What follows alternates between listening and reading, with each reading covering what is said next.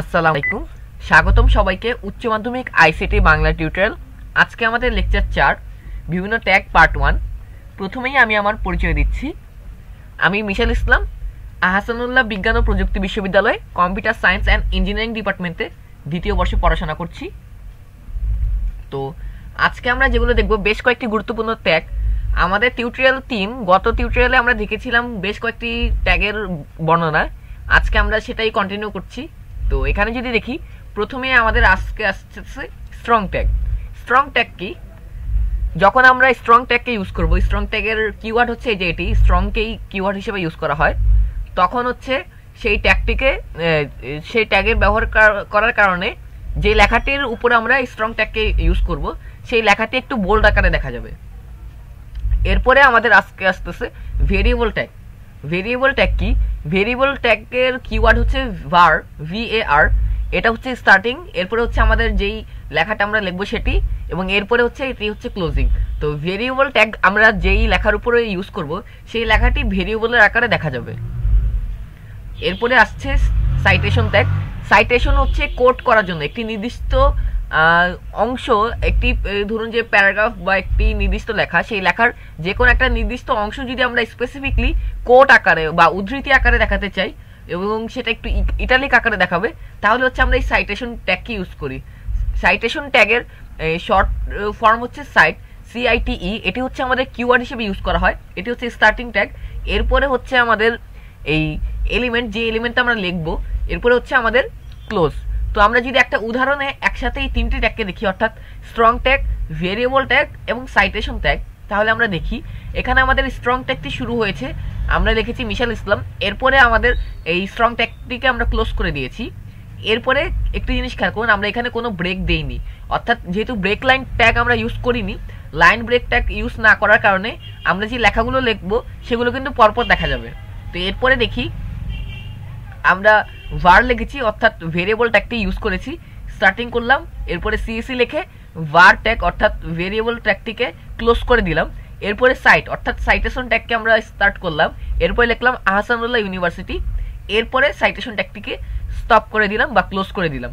তো এখন যদি এই লেখাটিকে আমরা লিখে আমাদের রান করি, তাহলে ব্রাউজারে এইরকম দেখা যাবে মিশাল ইসলাম। এটি বোল্ড আকারে দেখা যাচ্ছে, তার কারণ হচ্ছে আমরা এর উপরে স্ট্রং ট্যাগটি ইউজ করেছি। এরপরে CSE লেখাটি নর্মালি আছে, কারণ এখানে কোনো ভেরিয়েবল আমরা ইউজ করিনি। এরপরে সাইটেশন ট্যাগ আহসানুল্লাহ ইউনিভার্সিটি, এটা একটু ইটালিক আকার, অর্থাৎ একটু বাঁকা ভাবে দেখা যাচ্ছে, কারণ বাকি লেখাগুলো থেকে এটাকে আলাদা করার জন্য এভাবে দেখানো হচ্ছে। এটা হচ্ছে সাইটেশন ট্যাগ বা সাইট ইউজ করার কারণে হয়েছে। আরেকটি কথা হচ্ছে স্ট্রং ট্যাগ এখন প্রায় ইউজ করা হয় না বললেই চলে, অধিকাংশ ব্রাউজার কর্তৃক এটি নিষিদ্ধ হয়ে গেছে। যাই হোক, তো এরপরে যদি আমাদের দেখি, আরো দুটি গুরুত্বপূর্ণ ট্যাগ হচ্ছে subscript tag, superscript tag. Subscript tag কি? সাবস্ক্রিপ্ট ট্যাগ হচ্ছে এমন একটি ট্যাগ যেটি ইউজ করলে আমরা একটি লেখাকে নর্মাল লেখার থেকে ছোট আকারে দেখাই। যেমন হচ্ছে যে ধরুন যে রসায়নের যে বিভিন্ন বিক্রিয়া, ওই বিক্রিয়ায় দেখি আমাদের ছোট আকারে দেখাতে হয়। যেমন ধরুন যে পানির ফর্মুলা হচ্ছে H2O। এখানে H এর নিচে যে 2টা, এটা কিন্তু H এর পর একই ফন্টে দেখানো যাবে না, H এর পরে একটি ছোট আকারে 2 দেখিয়ে তারপরে O দেখাতে হবে। তো এই ক্ষেত্রে আমরা সাবস্ক্রিপ্ট ট্যাগ ইউজ করতে পারি। সাবস্ক্রিপ্ট ট্যাগের কিওয়ার্ড হচ্ছে সাব। এখানে সাব লিখে আমরা ওপেন করলাম ট্যাগটিকে, এরপরে হচ্ছে আমাদের স্টার্ট করার পরে একটি এলিমেন্ট লিখলাম যার উপরে আমরা সাবস্ক্রিপ্ট ট্যাগটি ইউজ করব। এরপরে হচ্ছে আমাদের সাবস্ক্রিপ্ট ট্যাগটি ক্লোজ করে দিব। সুপারস্ক্রিপ্ট ট্যাগ হচ্ছে সাবস্ক্রিপ্ট ট্যাগের উল্টো। সুপারস্ক্রিপ্ট ট্যাগে একটি লেখাকে অন্য লেখার থেকে বড় আকারে দেখা যায়, মানে উপরে দেখা যায়। উপরে দেখানোর সুবিধা হচ্ছে যে আমাদের যেমন বিভিন্ন ম্যাথ ফর্মুলায় দেখা যায় যে সাপোজ a² + b², এখানে এর উপরে স্কোয়ার আকারে যে 2টিকে দেখানো হচ্ছে সেটাকে আমরা সুপারস্ক্রিপ্ট ট্যাগের মাধ্যমে দেখাতে পারি। তো এখানে দেখুন সুপারস্ক্রিপ্ট ট্যাগের কিওয়ার্ড হচ্ছে সাব, SUP। এই সাব লিখে আমরা হচ্ছে স্টার্ট করেছি, এরপরে হচ্ছে আমাদের এলিমেন্টটি লিখবো, এরপরে হচ্ছে আমাদের সাবস্ক্রিপ্ট ট্যাগটিকে ক্লোজ করে দিব। তো এখন আমরা যদি উদাহরণ দেখি, আমরা লিখেছি H এর পর সাবস্ক্রিপ্ট ট্যাগকে স্টার্ট করলাম, তারপর আমরা লিখলাম 2, সাবস্ক্রিপ্ট ট্যাগ এখানে ক্লোজ হয়ে গেল, দেন হচ্ছে আমরা O লিখলাম। তো এটাকে যদি আমরা ব্রাউজারে রান করলে এরকম দেখা যাবে H2O। এখানে 2টি ছোট আকারে দেখা যাচ্ছে H এর নিচে, তার কারণ হচ্ছে আমরা এই 2 এর উপরে সাবস্ক্রিপ্ট ট্যাগটি ইউজ করেছিলাম। আমরা যদি এবার সুপারস্ক্রিপ্ট ট্যাগের দেখি, দুঃখিত এখানে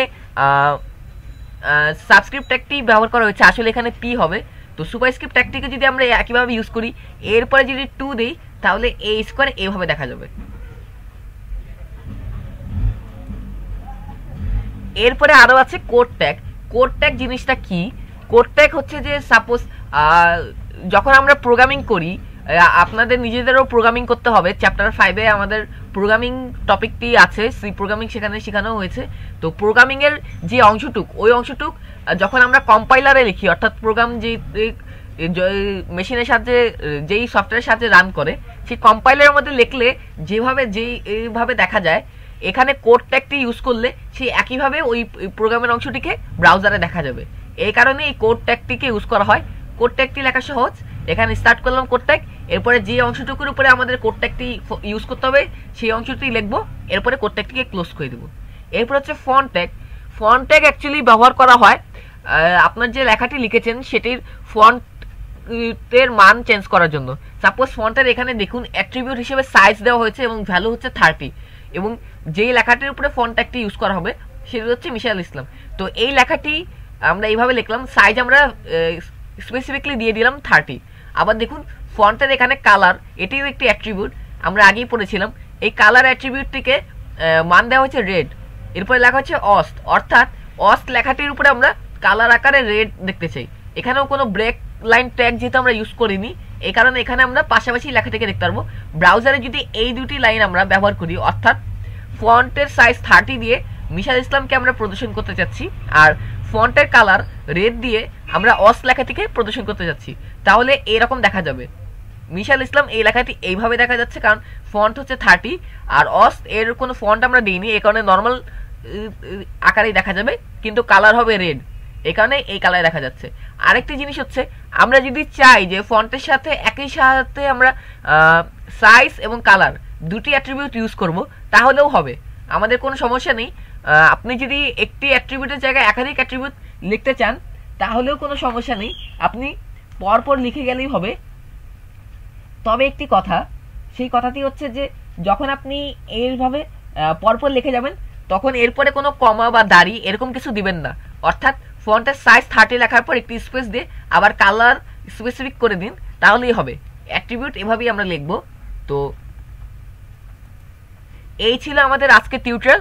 আগামী টিউটোরিয়াল 5-এ আমরা দেখব বিভিন্ন ট্যাগের পার্ট 2, সেখানে আরও বিভিন্ন ট্যাগ সম্পর্কে শেখানো হবে।